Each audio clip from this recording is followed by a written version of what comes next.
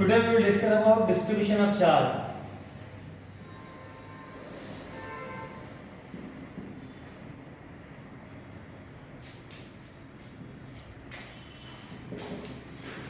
Distribution of charge. As we know that charge always lies on the surface of conductor. Charge हमेशा conductor की surface पर लाई रहता है और यूनिफॉर्मली डिस्ट्रीब्यूट होता है सरफेस की कंडक्टर पर।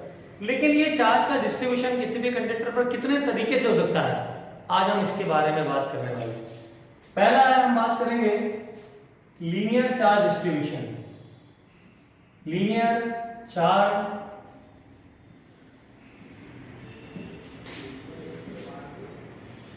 distribution. Linear charge distribution, it means that suppose you have got a conducting rod, आपके पास एक conducting rod है, ठीक है, जिसका लेंथ कितना मान लीजिए आप L है। अब आप इस conducting rod को चार्ज देते हैं। If you give charge to this rod, then definitely charge will lie on the surface of this rod and that will uniformly distributed, जो uniformly distribute होगी। ये डिस्ट्रीब्यूशन ऑफ चार्ज जो linearly हो रहा है, इसको हम क्या कहेंगे, लीनियर डिस्ट्रीब्यूशन ऑफ चार्ज। अब कॉन्सेप्ट आपके पास ये आता है कि स्मॉल लेंथ इस एल लेंथ की रॉड का यदि मैं स्मॉल लेंथ एलिमेंट कंसीडर कर लूं, उसको मैं बोलूंगा डीएल। डीएल पर कितना चार्ज है, डीक्यू, क्योंकि पूरी कंडक्टिंग रॉड पर जो टोटल चार्ज उसको अगर Q है तो स्मॉल लेंथ एलिमेंट dl पर चार्ज कितना होने वाला है, dq। तो क्या है, क्या कहां तक पहुंच रहे हैं, the amount of charge on per unit length of conductor is called linear charge density. मतलब यहां पर हमारे पास एक चार्ज डेंसिटी की डेफिनेशन आ गई है और वो क्या है, linear charge density. Linear charge density को हम डिनोट करेंगे लैम्बडा से, that is going to be dq by dl। The amount of charge on per unit length of conductor is called linear charge density. इसका SI unit जो आपके सामने बनने वाला है वो क्या होगा, कूलम पर मीटर। क्या होगा, कूलम पर मीटर, ठीक, ये होगा लीनियर चार्ज डेंसिटी। अब सपोज कि आपको रॉड की लेंथ दे रखी है, लेकिन आपको क्या दे रखा है, you have been given the value of linear charge density and the length of this small length element, और आपसे वो पूछे कि भैया टोटल चार्ज कितना होगा इस पूरी रॉड पर। तो उसके लिए पता है क्या करेंगे, उसके लिए हम करने वाले ये हैं कि dq इज इक्वल्स टू, ये dq वैसा की वैसे ही रहेगा, dl का मल्टीप्लाई लैम्बडा हो जाएगा, तो dq is equals to lambda into dl। और यदि आपके पास इस रॉड की लेंथ है तो फिर आप इंटीग्रेशन करना पड़ेगा, dq is equals to integration of lambda into dl। This is the formula to get the total charge on this rod. इस रॉड पर जो टोटल चार्ज होगा वो फाइंड आउट करने के लिए आपको dq is equals to lambda into dl को इंटीग्रेट करना पड़ेगा विद सर्टेन लिमिट। तो आप उस लिमिट से इंटीग्रेट करके टोटल चार्ज निकाल सकते हैं। तो डियर स्टूडेंट्स, ये पहला चार्ज का डिस्ट्रीब्यूशन आपके सामने आ गया और वो है लीनियर चार्ज डिस्ट्रीब्यूशन, ठीक है, जिससे हमारे पास एक डेफिनेशन बनी है लीनियर चार्ज डेंसिटी की, और लीनियर चार्ज डेंसिटी को लैम्बडा से डिनोट करते हैं, lambda is equal to dq by dl। Okay, clear है। अब हम लोग बात करने वाले हैं नेक्स्ट चार्ज डिस्ट्रीब्यूशन की। तो नेक्स्ट चार्ज डिस्ट्रीब्यूशन जो है वो है सरफेस चार्ज डिस्ट्रीब्यूशन।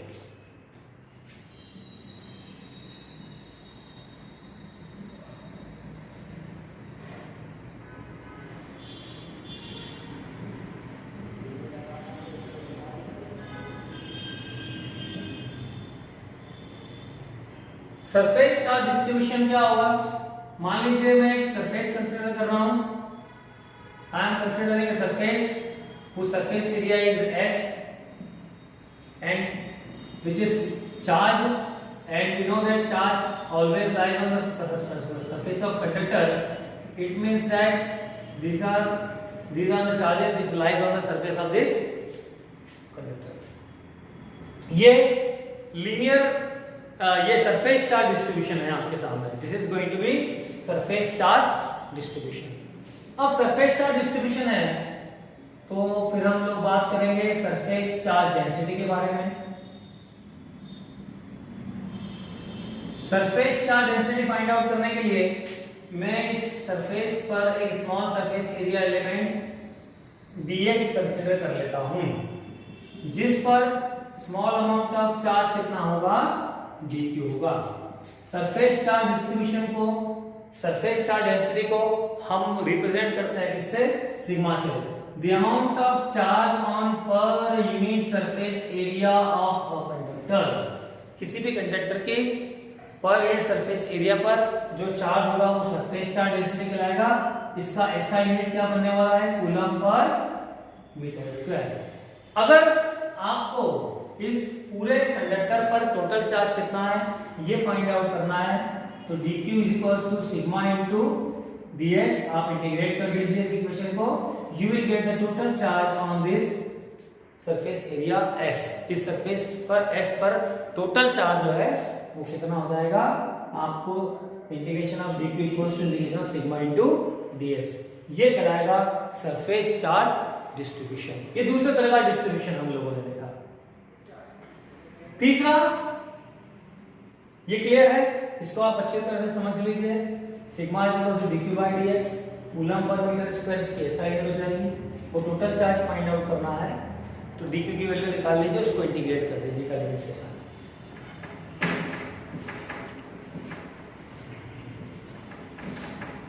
अब हम लोग बात करने वाले हैं तीसरा डिस्ट्रीब्यूशन ऑफ चार्ज का, वॉल्यूम चार्ज डिस्ट्रीब्यूशन.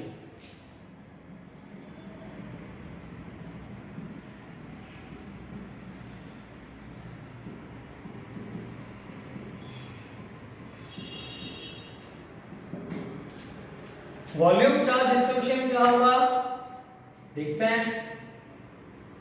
मैं क्यूबिकल कंडक्टर कंसीडर कर रहा हूं.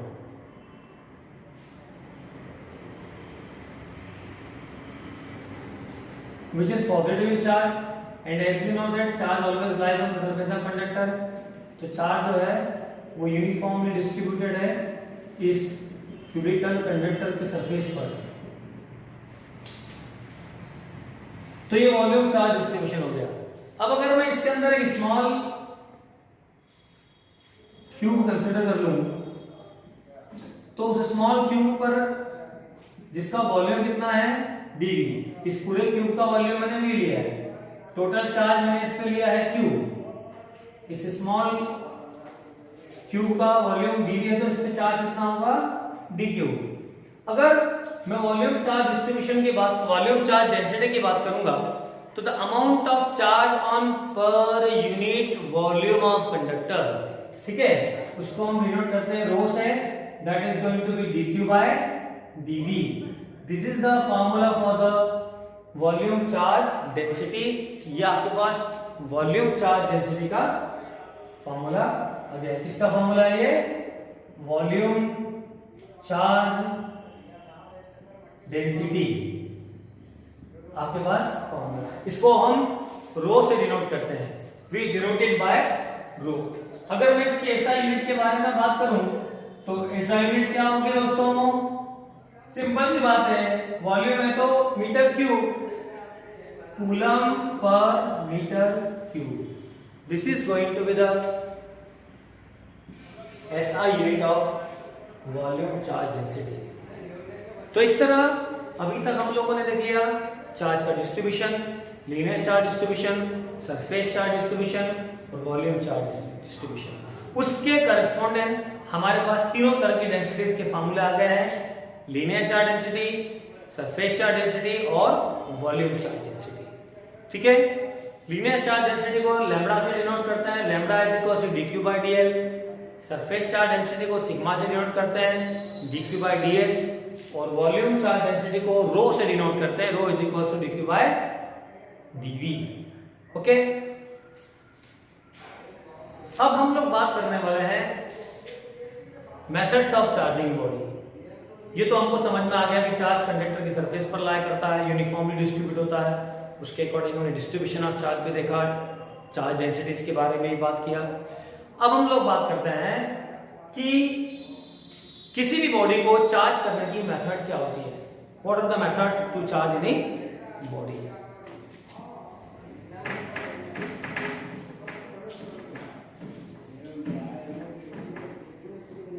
Now we would like to discuss about methods of charging body.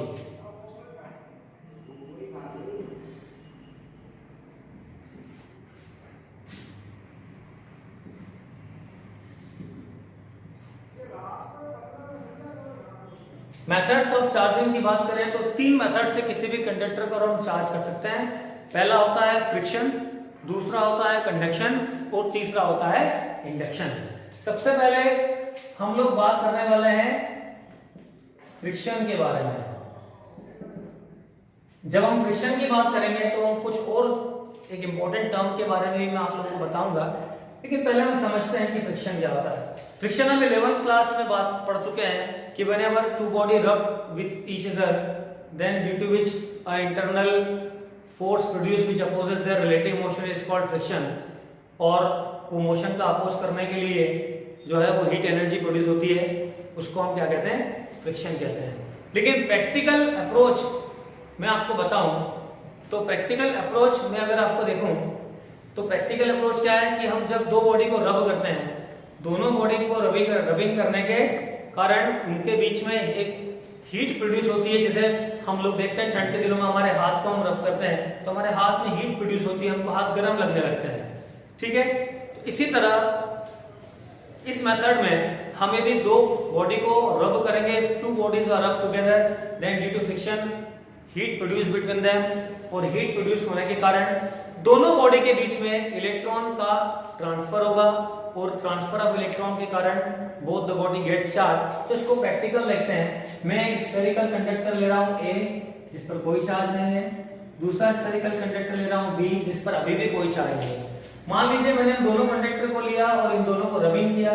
Rubbing करने के बाद मैंने देखा कि दोनों के बीच में हीट प्रोड्यूस हुई।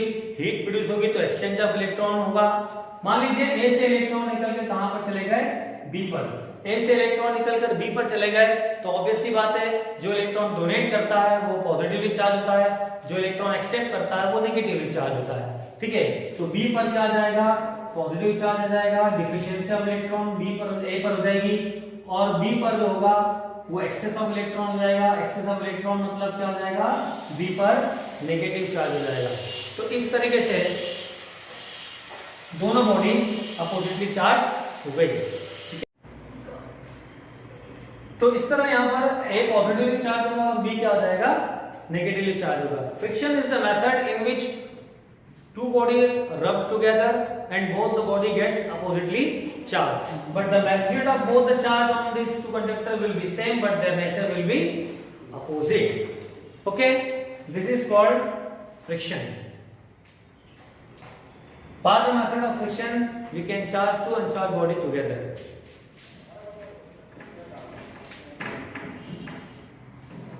यदि प्रैक्टिकल अप्रोच अगर हम देखें हमारा फ्रिक्शन का हमारी डेली लाइफ में, तो आप लोगों ने देखा होगा हम कभी किसी प्लास्टिक की चेयर पर बैठे रहते हैं, काफी देर तक बैठ करके हम बातें करते हैं, इधर उधर बॉडी को मूव करते रहते हैं, और आधे एक घंटे बाद यदि आप उठते हैं, when you stood up from that plastic chair and suddenly comes into contact with the conducting material, then you feel a little amount of electric shock। आपको हमेशा एक इलेक्ट्रिक शॉक फील होता है। यदि किसी आपने ह्यूमन बॉडी को भी टच कर लिया तो आपको शॉक लगेगा। वो शॉक लगने का कारण क्या है कि आप प्लास्टिक की चेयर पर बैठे थे, आपकी बॉडी बार बार मूव हो रही थी, फ्रिक्शन की वजह से योर बॉडी गेट्स चार्ज, और वो चार्ज आपकी बॉडी में स्टोर हो गया। और जब आप किसी कंडक्टिंग मटेरियल, कंडक्टिंग सब्सटेंस या कंडक्टिंग कैरियर के कांटेक्ट में आए तो वो चार्ज का फ्लो हो गया, और जैसे चार्ज का फ्लो हुआ तो आपको एक जट लगता है, इलेक्ट्रिक शॉक लगता है, झटका लगता है। दूसरा, यदि आप ने देखा होगा बच्चे स्कूल में एक्सपेरिमेंट करते हैं, स्केल को अपने हेयर पर रबिंग करते हैं और कागज के small paper pieces of paper के पास में लेकर के आते हैं, और जैसे लेकर के आते हैं वो small pieces of paper attract हो जाता है। तो it is just because of charging. Rubbing करते वक्त वो जो स्केल है वो चार्ज हो जाता है, क्योंकि फ्रिक्शन की वजह से हमारे हेयर और उस स्केल के बीच में फ्रिक्शन हो जाता है, और फ्रिक्शन के कारण वो स्केल चार्ज हो जाता है। और कोई भी बॉडी चार्ज है तो उसके अंदर स्मॉलर पार्टिकल को अट्रैक्ट करने की प्रॉपर्टी आ जाती है। तो ये फ्रिक्शन के बहुत सारे हमारे पास एक्सपेरिमेंट्स होते हैं। आपने बहुत देखा होगा कि कोई ऐसा ट्रक जो कि पेट्रोल कैरी करके ले जा रहा हो या केरोसिन कैरी करके ले जा रहा हो, तो उसके पीछे आप देखिएगा उस ट्रक के पीछे एक आयरन की चेन को सस्पेंड करके रखते हैं जो ग्राउंड को टच करती रहती है, जो ग्राउंड से कांटेक्ट में रहती है। पता है क्यों? क्योंकि जब हम जानते हैं कि पेट्रोल और केरोसिन का जो इग्निशन टेम्परेचर होता है वो बहुत मिनिमम होता है। स्मॉल टेम्परेचर पे these two materials are highly inflammable which catches fire. तो एयर जब पास आउट होती है उस टैंक के ऊपर से, टैंक स्पीड में चलता है, तो एयर के कारण वो टैंक का सरफेस चार्ज हो जाती है और ब्लास्टिंग होने के चांसेस होते हैं। फ्लेम, एक इलेक्ट्रिक शॉक होने का खतरा रहता है। तो जो चार्ज उस टैंक पर स्टोर होता रहता है वो उस चेन के थ्रू कंडक्शन के कारण अर्थ पर चला जाता है, और वो बार बार जो है वो टैंक जो है तो न्यूट्रल होता जाता है, उस पर कोई चार्ज एक्यूमुलेट नहीं हो पाता, कोई भी चार्ज स्टोर नहीं हो पाता। ये एक सबसे बड़ा कारण होता है। ऐसे फ्रिक्शन के कई कॉन्सेप्ट हमारे सामने आगे आएंगे तो हम बात डिस्कस करेंगे। हम लोग बात करते हैं the second method of charging की, वो कहलाता है कंडक्शन।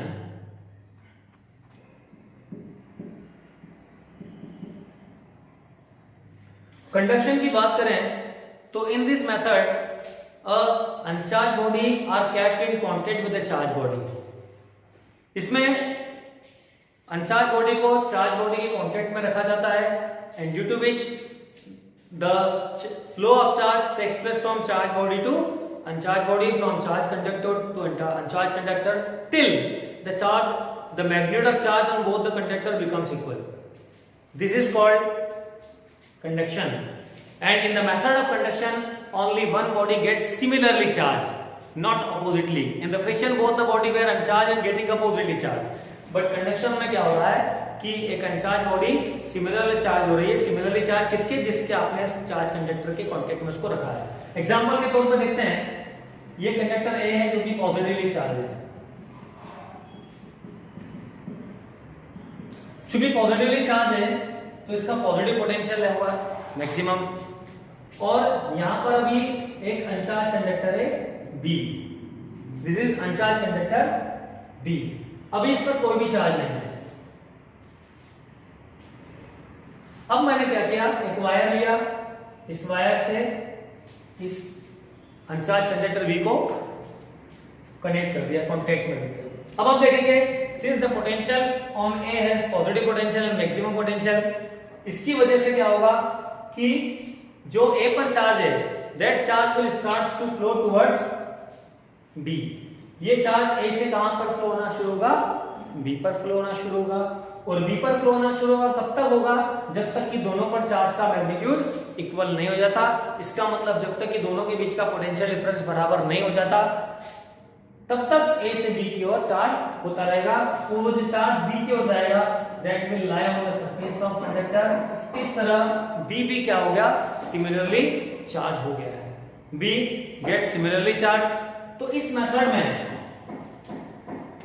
में जो है uncharge body get similarly charge, uncharge body जो है वो सिमिलरली चार्ज हो रही है, और ए से बी की ओर चार्ज का फ्लो तब तक होता रहेगा जब तक दोनों पर चार्ज का मैग्नीट्यूड इक्वल नहीं हो जाता, दोनों के बीच का पोटेंशियल डिफरेंस इक्वल नहीं हो जाता। ये मेथड कहलाती है conduction. This method is called conduction. Okay, example देखते हैं कंडक्शन के कुछ और बात करते हैं कि कंडक्शन के एग्जांपल और क्या क्या हो सकते हैं। अब पहला क्वेश्चन तो ये आता है कि यदि मैं कंडक्टर ले लूं बी जो कि पॉजिटिवली चार्ज है, और यदि मैं दूसरा कंडक्टर ले लूं बी जो कि कंप्लीटली सराउंडेड है ए के, conductor B is completely surrounds to A, और अब यदि मैं ए को बी से कनेक्ट करूंगा, यदि मैं ए से बी को कनेक्ट करूंगा तो ए से बी को कनेक्ट करने में इस बार ए से बी की ओर चार्ज का फ्लो होगा, लेकिन ए का पूरा चार्ज बी पर चला जाएगा। the whole charge of A will come to the surface of conductor of B. ठीक है, इस तरह हम किसी भी एक चार्ज कंडक्टर का पूरा चार्ज दूसरे कंडक्टर को दे सकते हैं, लेकिन कब? जब वो चार्ज कंडक्टर कंप्लीटली सराउंडेड होना चाहिए अनचार्ज कंडक्टर से। ये कंडक्शन में ऐसा होता है। I think that is called induction. Induction is the method in which two conductors are not kept in contact with each other. In friction and conduction, we had discussed that we have charged the conductor by keeping contact with each other. For example, suppose A is a positively charged conductor and B is uncharged conductor. In this method, we have placed uncharged conductor in front of charged conductor. Then the surface of uncharged conductor facing the charged conductor gets oppositely charged.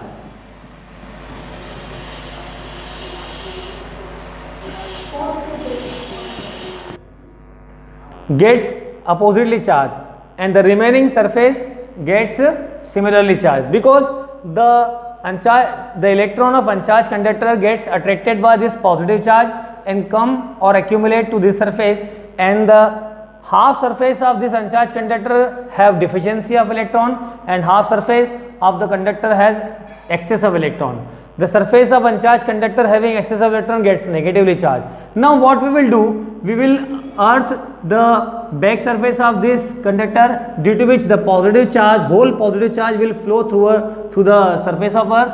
Now in this condition, positive charge will uniformly distributed on the surface of conductor. This method is called induction.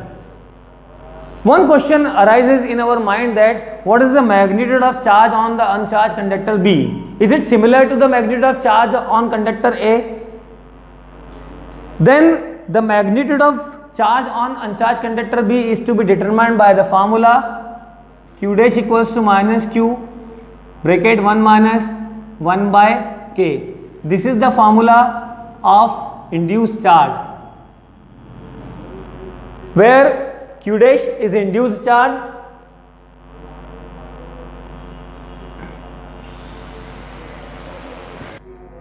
Q dash is induced charge and minus Q dash is induced charge, Q is inducing charge, K is dielectric constant of uncharged conductor. This is going to be the magnitude of charge induced on uncharged conductor. In case of metal,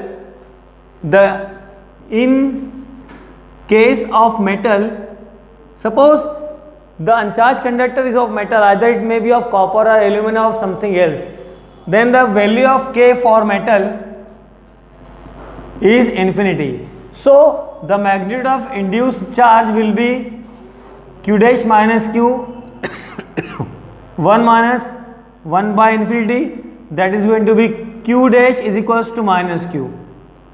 In case of metal, the magnitude of induced charge will be equal to the inducing charge, but its nature will be opposite. Its nature will be opposite. So this is going to be the induction method, and this is going to be the magnitude of induced charge. In case of metal, the magnitude of induced charge will be equal to inducing charge.